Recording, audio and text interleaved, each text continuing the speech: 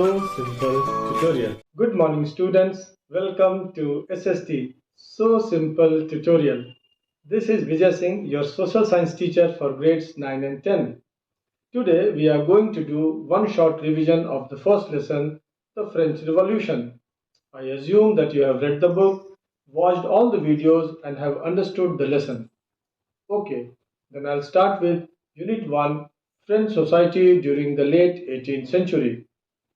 In 1774, Louis XVI, then a 20 years old youth, ascended the throne of France.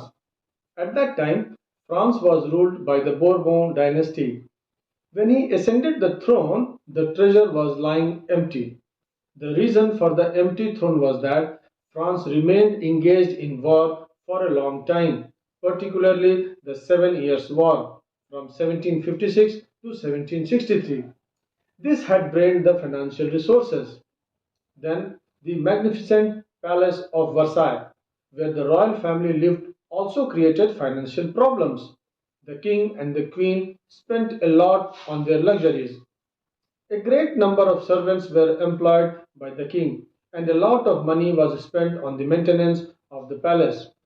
Besides, Louis XVI got himself involved in the Revolutionary War in America by helping the 13 American colonies to gain their independence from Britain. There were other regular expenses also, like the cost of maintaining the army, the court, running government offices or universities, etc. Okay, lenders now began to charge 10% interest on loans. It is said that the debt of France had risen to more than 2 billion livres. Hence, the young monarch was forced to increase taxes. Let us now see how the French society was organized in the 18th century. French society, my dear students, was divided into three states.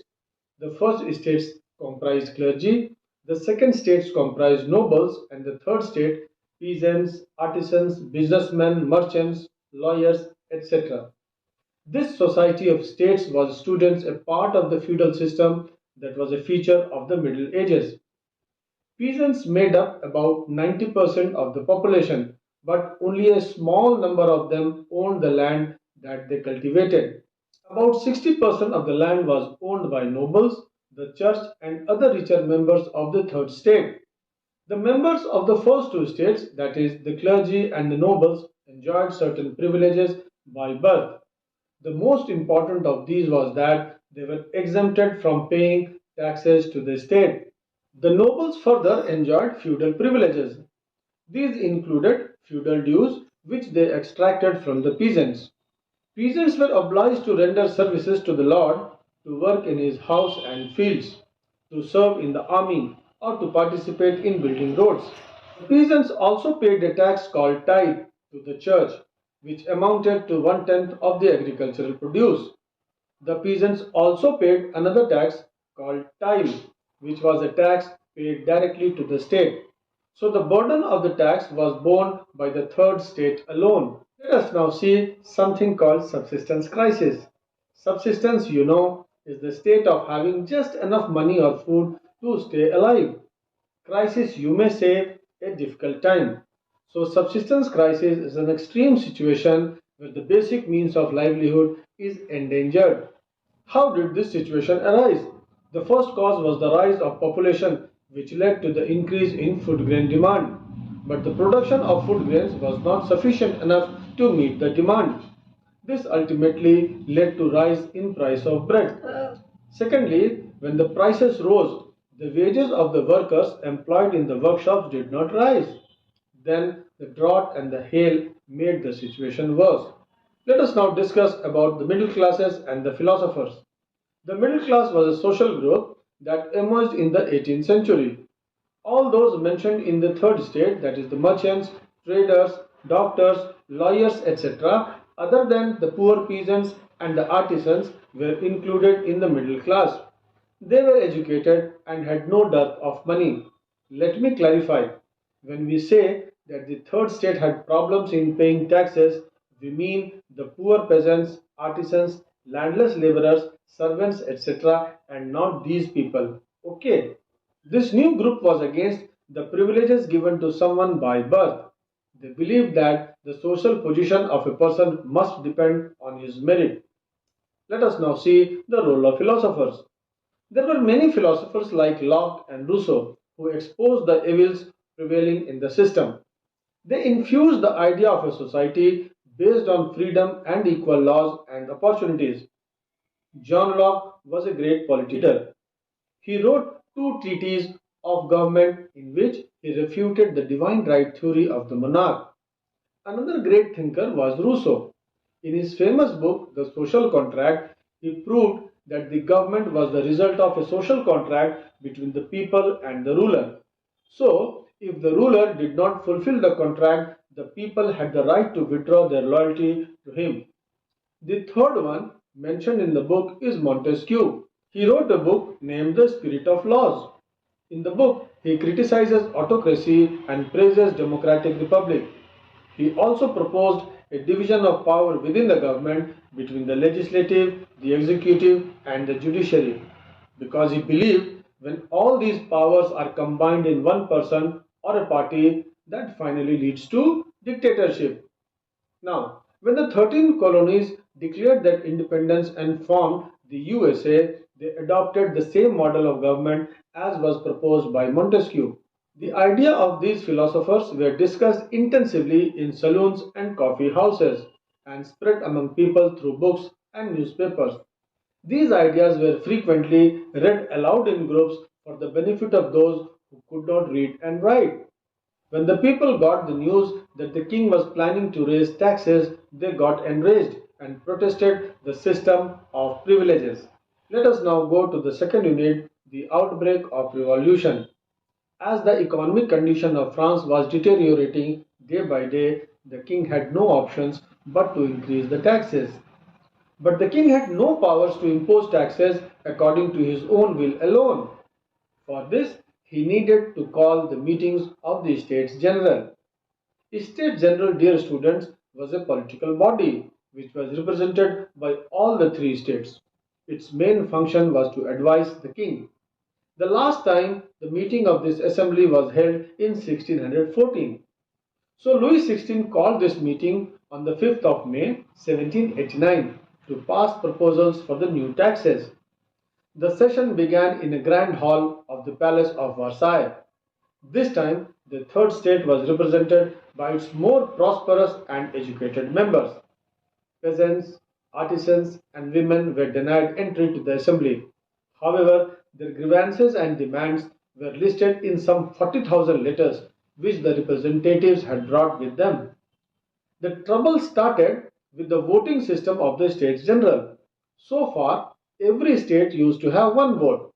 The nobles and the priests wanted voting by the same principle, but this time the third state wanted it by head, where every member would have one vote. Understood?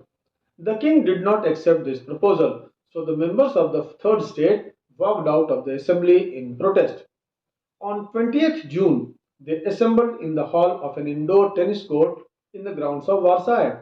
They declared themselves a national assembly that swore that they would not move from there until they had prepared a constitution for France. This is called tennis court oath. You can see the paintings on the screen. The oath is an important part of the French Revolution because it represented the power of the people. This oath, you see, was a clear challenge to the authority of the king, asserting that political authority derived from the people and their representatives rather than from the monarchy. The third state in the tennis court, dear students, was led by Mirabeau and Abbé. Mirabeau was born in a noble family and Abbé was a priest. The king was terrified to hear this news, but he was not able to take any decision due to his fickle-mindedness. In the morning of the 14th July, the king ordered the troops to move to Paris. There was a rumor that he would order the army to open fire upon the people. So some 7,000 men and women gathered and formed a people's militia. Then they broke into a number of government buildings in search of arms. And finally, they stormed at the castle of Bastille, destroyed this fortress completely and released all the prisoners. In the countryside also, peasants in several places attacked statues. They looted the hoarded grains and burned all the documents containing the manorial dues. Looking at the mood of the revolting subjects, Louis XVI accorded recognition to the National Assembly and accepted the principle that his powers would from now on be checked by the Constitution. On 4th of August 1789, the National Assembly session continued till night. In this session, some landmark decisions were taken. A decree abolishing the feudal system of obligations and taxes was passed.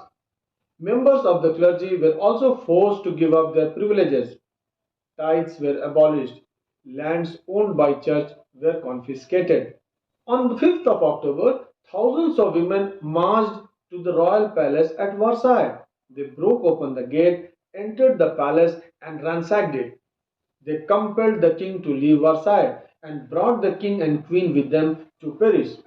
I will show the picture of this event when we will be doing Role of Women. Now, after working hard for 2 years, the National Assembly framed the Constitution in 1791 and established a constitutional monarchy in France. The absolute powers of the monarch were taken away, and he was made a constitutional monarch. He was made the head of the executive. The constitution vested the power to make laws in the National Assembly, which was indirectly elected. As you can see in the picture, the citizen voted for a group of electors, who in turn chose the assembly. It was a single chamber assembly. The total number of members of this chamber was fixed at 745. The new constitution deprived a number of people from voting rights. Only men above 25 years of age who paid taxes equal to at least 3 days of a laborer's wage were given the status of active citizens, and they were entitled to vote. The remaining men and all women were classed as passive citizens. To qualify as an elector and then as a member of the assembly, a man had to belong to the highest bracket of the taxpayers. The constitution began with a declaration of the rights of man and citizen. It was basically a human civil rights document. Rights such as the right to life, freedom of speech, freedom of opinion, equality before law were established as natural and inalienable rights. That is, they belonged to each human being by birth and could not be taken away. It was the duty of the state to protect each citizen's natural rights. Now, although Louis XVI had signed the new constitution, yet he did not sit quiet. He began negotiations with other countries. As such, neighboring countries like Austria and Prussia were afraid that the idea of liberty and equality might spread among their subjects. They did not want to face any such revolution in their countries. So Prussia and Austria responded to the situation by issuing a declaration that insisted that the French people return Louis XVI to the throne. They even threatened to destroy Paris if any fresh insults were done to the king. They even planned to send troops to put down the events that were taking place in France. This infuriated the masses. As a result, in April 1792, the National Assembly declared war on Austria and Prussia. Thousands of volunteers came from different provinces of France to join the army. They saw this war as a war of the people against kings and aristocrats all over Europe. At that time, certain political clubs had come into existence, and the most important among them was the Jacobins Club. These clubs were formed by the people to discuss government policies and plan their own forms of action. The members of the Jacobins Club belonged mainly to the less prosperous sections of society, who were disappointed with the outcome of revolution. They were not given political rights. So for them, revolution was not over and had to be carried further. Their leader was Maximilian Robespierre. These people dressed themselves differently. They wore long striped trousers. Men in addition used to wear red cap. Women too had formed such clubs, and the most important among them was the Society of Revolutionary and Republican Women. On the 10th of August 1792, the Jacobins planned an insurrection and stormed the palace of Tuileries. They killed the king's guards and held the king as hostage. And from this day onwards till the day of his death, the king remained a prisoner. Fresh elections were ordered. All men above 21 years of age, irrespective of their wealth, got the right to vote. Elections were over on the 20th of September. The newly elected assembly was called the convention. On the very first day of the session, that is the 21st of September, it abolished monarchy and declared France a republic. The king was put on trial and the court found him guilty of treason. On 21st of January 1793, he was publicly guillotined at Place de la Concorde. Thereafter, the Queen was also put on trial and she was also guillotined on the 16th of October 1793. Then comes, students, the rule of Robespierre. This period from 1793 to 1794 is called the Reign of Terror. Robespierre followed a policy of severe control and punishment. All those whom he saw as the enemies of the Republic were arrested, imprisoned, and then tried by revolutionary tribunal. If the court found them guilty, they were all guillotined. Robespierre was behaving like a despot. Some people supported this act of Robespierre as essential at that time because there were thousands of people who were disloyal. It was considered necessary to take stern steps to eliminate the internal enemies. However, sometime later, some opposition came from the National Convention itself, and Robespierre was accused of subverting liberty. Finally, he was arrested, convicted by the court, and guillotined. The reign of terror ended with Robespierre. Jacobins' club was closed, and the people heaved a sigh of relief. But his government did take some steps worth mentioning, like placing a maximum ceiling on wages and prices, rationing of wheat and bread. The use of white flour was forbidden. Every citizen was required to eat equality bread. All French men and women became citoyen and citoyennes. Churches were shut down and their buildings converted into barracks or offices. Okay. In October 1795, a new constitution was introduced in France. Power now shifted to the wealthier middle class. Voting rights were denied to the non-propertied people. The constitution provided for a bicameral legislature. The executive power was vested in a directory, which had 5 members appointed by the 2 legislative councils. The 5 members executive was actually kept as a safeguard against the concentration of power in a one-man executive like they had seen in Robespierre. But this system did not work well. People were not satisfied with their governance. They lacked sensitivity towards the interests and concerns of the people. The directors often clashed with the legislative councils, who then used to dismiss them. Thus, there was political instability in France. Napoleon took advantage of this situation and overthrew the Directory in 1799. Power came in the hands of 3 consuls. Napoleon was appointed the first consul. He was given practically absolute powers. As first consul, he carried out many reforms which made him immortal. He introduced many laws such as the protection of private property and a uniform systems of weights and measures. We will talk more about these in class 10. Finally, Napoleon crowned himself emperor in 1804. He saw his role as a modernizer of Europe. Then he set out to conquer neighboring European countries. He dispossessed many dynasties and created kingdoms where he placed members of his family. But finally, he was defeated at Waterloo in 1815.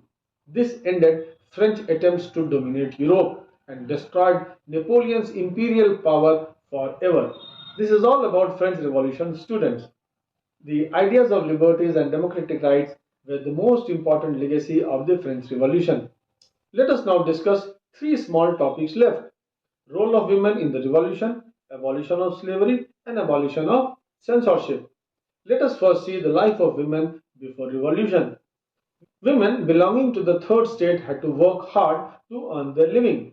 They worked as seamstresses or laundresses. They used to sell flowers, fruits, and vegetables at the markets. Some of them worked as domestic servants in the houses of prosperous people. Their wages were lower than those of men. Thereafter, they had also to care for their families, that is, cook food, fetch water, queue up for the bread, and look after children. Most of them didn't have access to education or job training. That means they were mostly absorbed in earning their living and fulfilling family obligations. The women of the first and the second state led a good life, as they had no dearth of money. Education was available only to the daughters of nobles, clergies, or the wealthier members of the third state. But during the revolution, these women did not stay behind.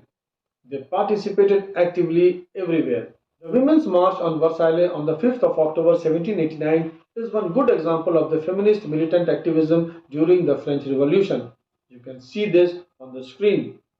Women, however, were disappointed with the Constitution of 1791, which made them passive citizens. So they demanded the right to vote, right to get elected to the assembly, and right to hold public office. In the early years, the revolutionary government did something to improve their lives. They opened government schools. Schooling was made compulsory for all girls. Their fathers could no longer force them into marriage against their will. Divorce was made legal and could be applied for by both women and men. Women could now train for jobs, could become artists, or run small businesses. But their struggle for equal political rights continued. Olympe de Gouges was one of the most important of the politically active women in revolutionary France. She wrote several plays, short stories, and novels. Her publications emphasize that women and men are different, but this shouldn't stop them from equality under the law. She protested the Constitution of 1791 and the Declaration of the Rights of Man and Citizen, as they had excluded women from the basic rights each human being was entitled to.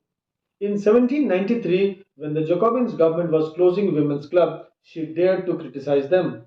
As a result, she was charged for treason and then executed. Let us now come to the next topic, the abolition of slavery. Slavery, my dear students, had been in practice in the French colonies since the early 16th century. The ports of Nantes and Bordeaux played a major role in the slave trade. France had her colonies in the Caribbean, which supplied tobacco, sugar, coffee, etc. But these plantations had to face shortage of labor, as Europeans did not want to go there and work. So they found the solution to get the job done through the slaves. The French merchants first sailed from French ports to Africa, where they bought slaves. Then these slaves were shipped to the Caribbean and sold to the plantation owners. From there, they used to load their ships with the commodities produced there and come back to France. After the revolution, equality, liberty, and rights were given to the citizen in the territory of France.